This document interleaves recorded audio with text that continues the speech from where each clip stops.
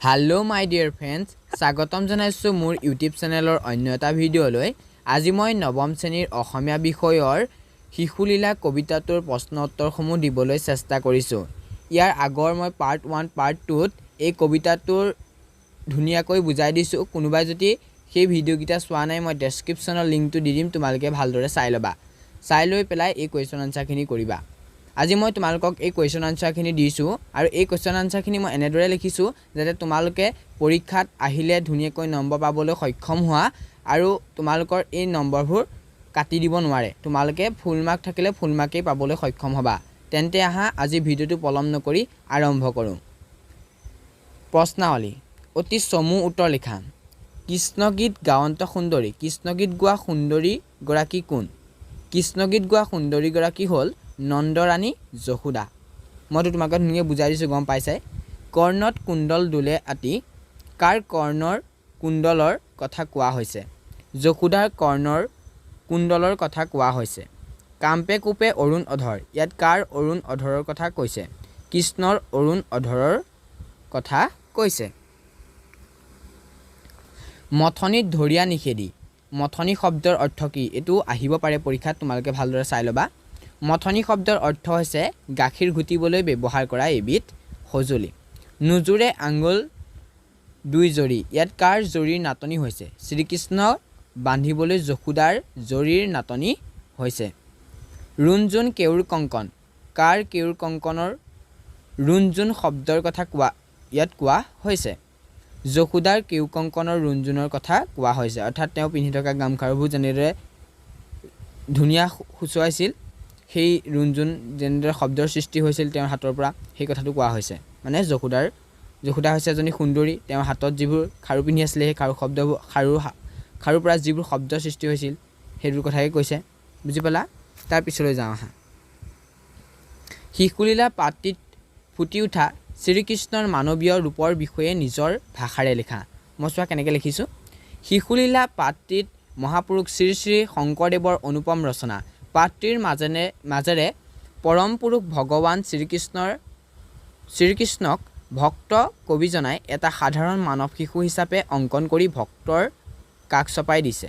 বিশ্বব্ৰহ্মাণ্ডৰ গৰাকী ভগৱানে সাধাৰণ মানৱ শিশু হিচাপে মাক যশোদাক আমনি কৰিছে। মাকৰ কোলাত উঠিবলৈ আবদাৰ কৰিছে। মাকে কোলাৰ পৰা নমাই দিয়াত তেওঁৰ খং উঠিছে। উৰালত উঠি লৱণ চুৰ কৰিছে। আকৌ চুৰ কৰি ধৰা পৰি মাকৰ ভয়ত দৌৰি পলাইছে। এইবোৰ কাৰ্যৰে ভগৱান শ্ৰীকৃষ্ণৰ ভক্তৰ ওচৰত এটি সাধাৰণ মানৱ শিশু হৈ পৰিছে। তেন্তে আহা ৩ নম্বৰ প্ৰশ্নটোলৈ যাওঁ।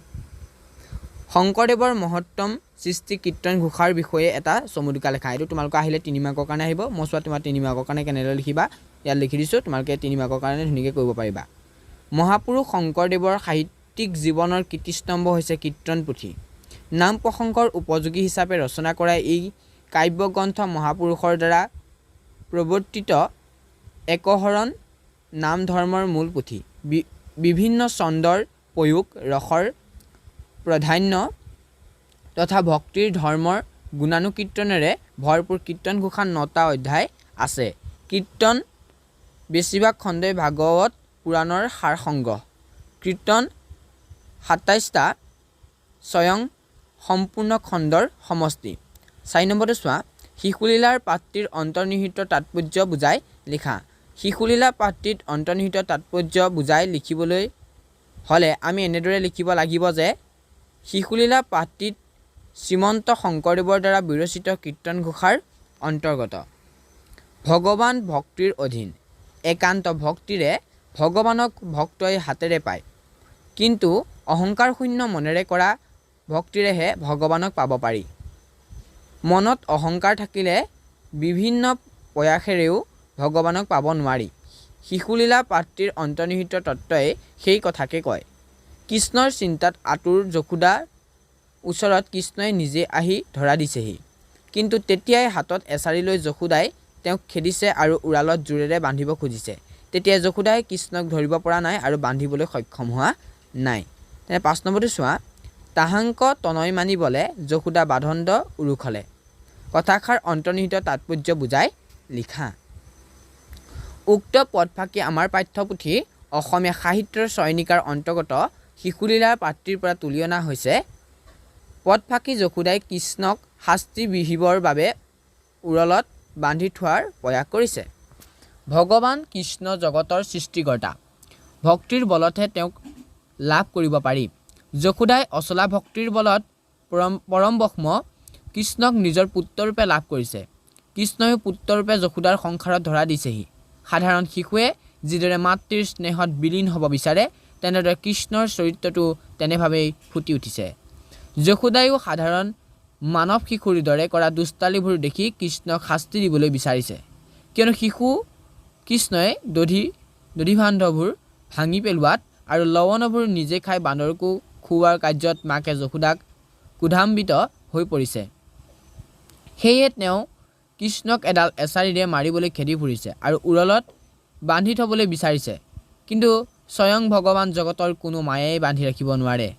তেওঁ বান্ধিবৰ বাবে যশোদাৰ 2 আঙুল ৰচি সৰু হৈ পৰিছে, কাৰণ তেওঁ জগতৰ সৃষ্টিকৰ্তা। তোমালোকে এনেদৰে লিখিবা, নম্বৰ পাবাই। নাহি আদি অন্ত পূৰ্বাপৰ পূৰ্ণবক্ষ জগতৰ ঈশ্বৰ। ইয়াত কবিয়ে কি প্ৰসংগত কৃষ্ণৰ ঐশ্বৰিক গুণৰ প্ৰকাশ কেনেদৰে কৰিছে বুজাই লিখা। উক্ত পদফাঁকি আমাৰ পাঠ্যপুথিৰ অসমীয়া সাহিত্যৰ চয়নিকাৰ অন্তৰ্গত শিশুলীলা পাত্ৰীৰ পৰা তুলি অনা হৈছে।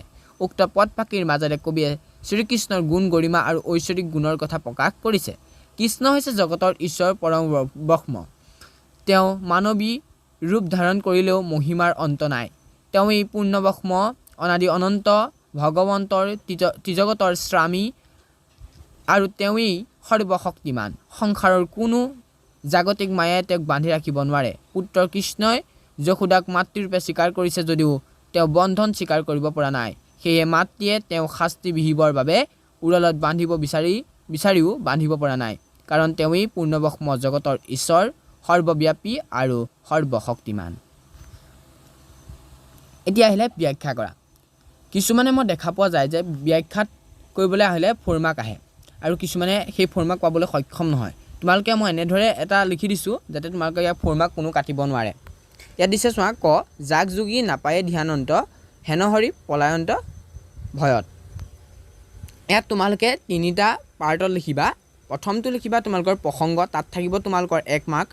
তাৰপিছত লিখিবা তোমালোকে সংগতি, তাত থাকিব 1 মাৰ্ক, আৰু ব্যাখ্যা, তাত থাকিব 2 মাৰ্ক। তোমালোকে যদি এনেকৈ লিখি দিয়ে তোমালোকে 4ত 4য়ে পাবা, তাত তোমালোকক কোনেও কাটিব নোৱাৰে। এতিয়া চোৱা, প্ৰসংগত তোমালোকে কি লিখিবা, উক্ত কবিতা ফাঁকি আমাৰ পাঠ্যপুথিৰ অন্তৰ্গত শংকৰদেৱৰ ৰচিত শিশুলীলা নামৰ কাব্যাংশৰ পৰা তুলি অনা হৈছে। ক'ৰ পৰা তুলি অনা হৈছে তোমালোকে ধুনীয়াকৈ লিখি দিলা। তাৰপিছত সংগতিত লিখিবা কথাটো কি কৈছে আমাক, যে যি ভগৱান কৃষ্ণক সাধনা কৰিও পোৱা নাযায়, সেই কৃষ্ণৰ মাক যশোদাৰ ভয়ত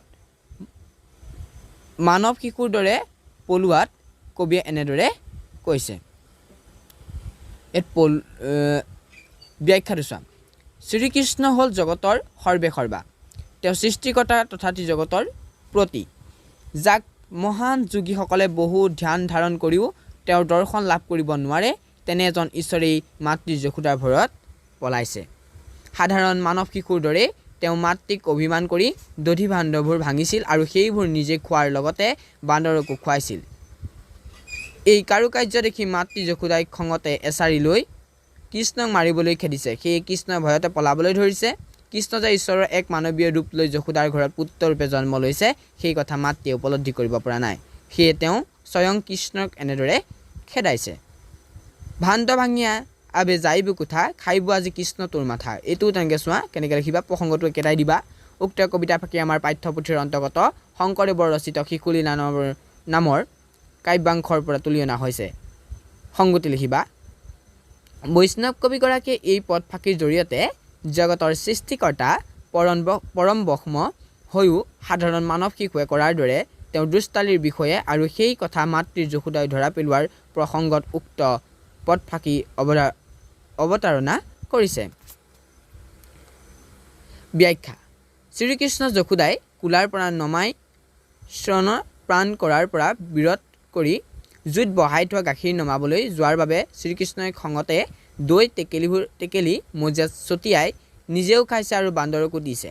যশোদাই জুইৰ পৰা গাখীৰ নমাই কৃষ্ণৰ কাণ্ড দেখি খং উঠিছে আৰু কৃষ্ণক এইবোৰ দুষ্টালি কৰাৰ বাবে গালি পাৰিছে। পদ ফাঁকিৰ জৰিয়তে মাতৃ আৰু পুত্ৰৰ চিৰন্তৰ স্নেহৰ প্ৰকাশ ঘটিছে গতিছোৱা পাছে পাছে যশোদা খেদন্ত ভয়ে লাগে মাক নেদন্ত প্ৰসংগ উক্ত বাক্যশাৰী আমাৰ পাঠ্যপুথিৰ অন্তৰ্গত শংকৰদেৱৰ ৰচিত শিশুলীলা নামৰ কাব্যাংশৰ পৰা তুলি অনা হৈছে সংগতি লিখিবা খঙত শিশু কৃষ্ণই গাখীৰৰ টেকেলি ভাঙি দৌৰি পলাই যোৱা মাক যশোদাই কৃষ্ণক মাৰিবলৈ খেদি ফুৰিছিল তাকে পথ ফাঁকিত কোৱা হৈছে আৰু প্ৰকাশ পাইছে ব্যাখ্যা চৌকাত বহাই থোৱা গাখীৰ উতলি বাগৰি পৰা দেখি স্তন প্ৰাণ কৰি থকা কৃষ্ণক স্তন প্ৰাণ কৰাৰ পৰা এৰুৱাই মাক যশোদাই গাখীৰ পাত্ৰ নমাবলৈ গ'ল কৃষ্ণৰ তেতিয়া খং উঠি গাখীৰৰ টেকেলি লাঠিৰে কোবাই ভাঙি দৌৰি আঁতৰি গ'ল তাকে দেখি মাক যশোদায়ো অতি খং কৰি হাতত এছাৰি লৈ খেদি গৈ কৃষ্ণক কোবাবলৈ পিছে পিছে খেদি গ'ল কৃষ্ণক খেদি মাক ভাগৰি পৰিল তথাপি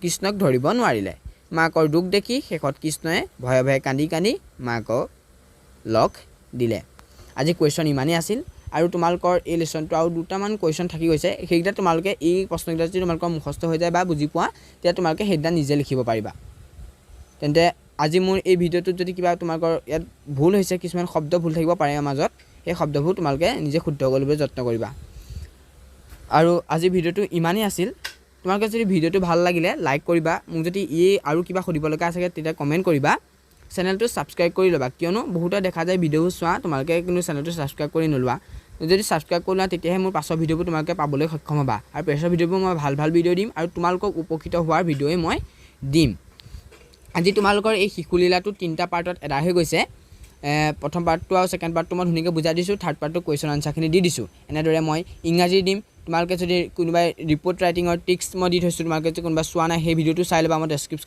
ডেছক্ৰিপশ্যনত দি দিম আৰু তোমালোকে দশম শ্ৰেণীও মই দি থৈছোঁ ছায়েন্সৰ তোমালোকে সেইবোৰ চোৱা নাই যে চাবা আৰু মই ইয়াৰ পিছতো ভাল ভিডিঅ' দিম আৰু তোমালোকে এই ভিডিঅ'বোৰ চাই যাবা আৰু ভাল লাগিছে যে আকৌ কৈছোঁ মই তোমালোকে লাইক কৰিবা আৰু চেনেলটো ছাবস্ক্ৰাইব কৰি ল'বা তেন্তে ভিডিঅ'টো আজি ইমানেই আছিল ধন্যবাদ।